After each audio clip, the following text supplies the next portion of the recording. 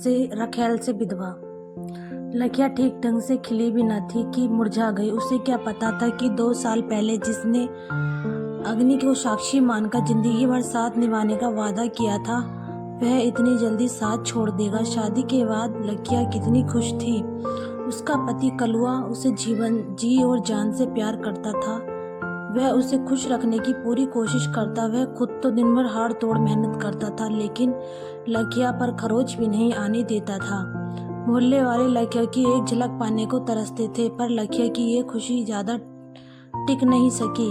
कलुआ खेत में काम कर रहा था, वहीं उसे जहरीले सांप ने काट लिया जिससे उसकी मौत हो गई।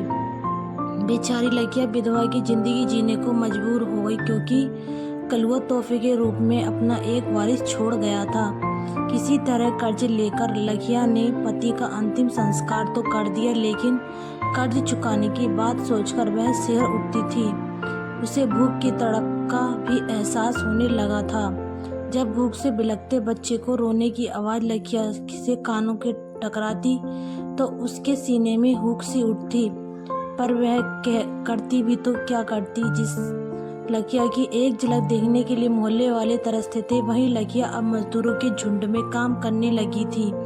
गांव के मनचले लड़के छीटा कशी भी करते थे लेकिन उनकी अनदेखी पर लकिया अपने को कोस कर चुप रह जाती। एक दिन गांव के सरपंच ने कहा, बेटी लकिया, बीडीओ दफ्तर से कलुआ के मरने पर तुम्हें 10,000 रुपये मिलेंगे। मैं न सारा काम करा दिया है, तुम कल बीडीओ साहब से मिल लेना। अगले दिन लकिया ने बीडीओ दफ्तर जाकर बीडीओ साहब को अपना सारा दुखड़ा सुना डाला। बीडीओ साहब ने पहले तो लकिया को ऊपर से नीचे तक घूरा, उसके बाद अपनापन दिखाते हुए उन्होंने खुद ही फार्म भरा, उस पर लकिया के अंगूठे के निशान लगवाया और 1 हफ्ते बाद दोबारा मिलने को कहा।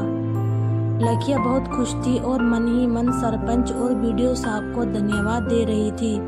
1 हफ्ते बाद लकिया फिर बीडीओ दफ्तर पहुंच गई। बीडीओ साहब ने लकिया को अदब से कुर्सी पर बैठने को कहा। लकिया ने शर्माते हुए कहा, नहीं साहब, मैं कुर्सी पर नहीं बैठूंगी, ऐसे ही ठीक हूँ। बीडीओ साहब ने लकिया का हाथ पकड़कर कुर्सी पर बैठाते हुए कहा, तुम्हें मालूम नहीं है कि अब सामाजिक न्याय की सरकार चल रही है, अब केवल गरीब ही कुर्सी पर बैठेंगे। मेरी तरफ देखो ना, मैं भी तुम्हारी तरह गरीब ही हूँ। कुर्सी पर बैठी लकिया के चेहरे पर चमक थी। वह ये सोच रही थी कि आज उसे रुपए मिल जाएंगे।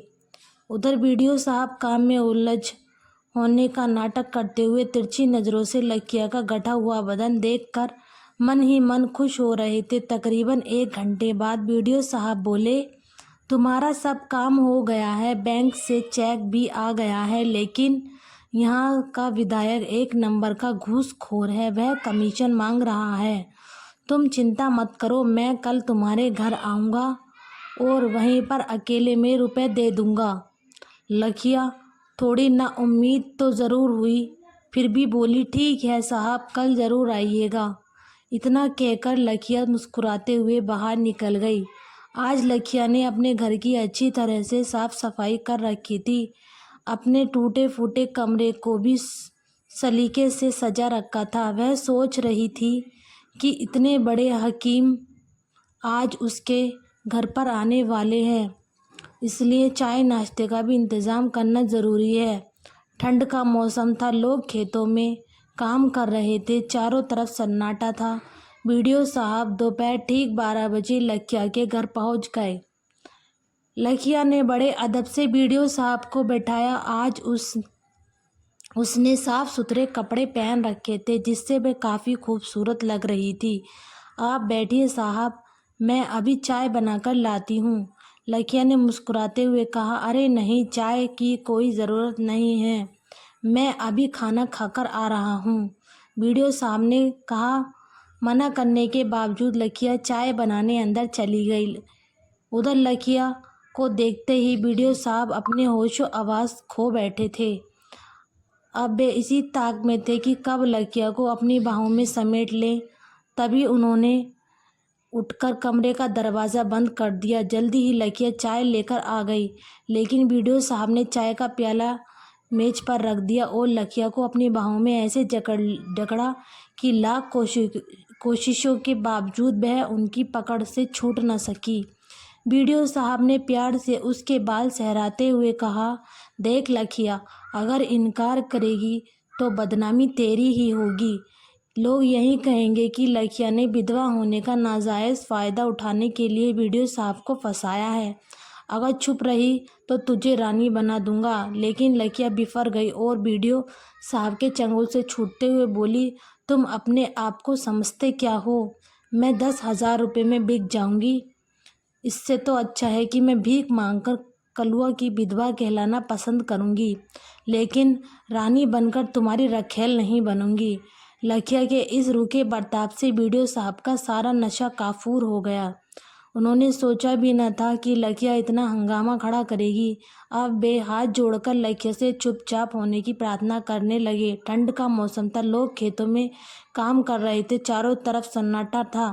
बीडीओ साहब दोपहर ठीक 12 बजे लकिया के घर पहुंच गए, लेकिन लकिया चिल्लाकर कहने लगी, तुम जल्दी यहाँ से भाग जाओ, नहीं तो मैं शोर मचाकर पूरे गांव वालों को इकट्ठा कर लूँगी। घबराए बीडीओ साहब ने वहाँ से भागने में ही अपनी भलाई समझी, लेकिन लकिया बिफर गई और बीडीओ साहब के चंगुल से छूटते हुए बोली, तुम अपने आप को समझते क्या हो? मैं 10,000 रुपये में बिक जाऊंगी। इससे तो अच्छा है मैं भीख मांगकर कलुआ की विधवा कहलाना पसंद करूंगी, लेकिन रानी बनकर तुम्हारी रखेल नहीं बनूंगी। लकिया के इस रूखे बर्ताव से बीडीओ साहब का सारा नशा काफूर हो गया। उन्होंने सोचा भी न था कि लकिया इतना हंगामा खड़ा करेगी। अब वे हाथ जोड़कर लकिया से चुप होने को प्रार्थना करने लगे। तो दोस्तों, आपको ये कहानी कैसी लगी? अगर आपको कहानी अच्छी लगी हो तो लाइक और सब्सक्राइब ज़रूर करें। धन्यवाद।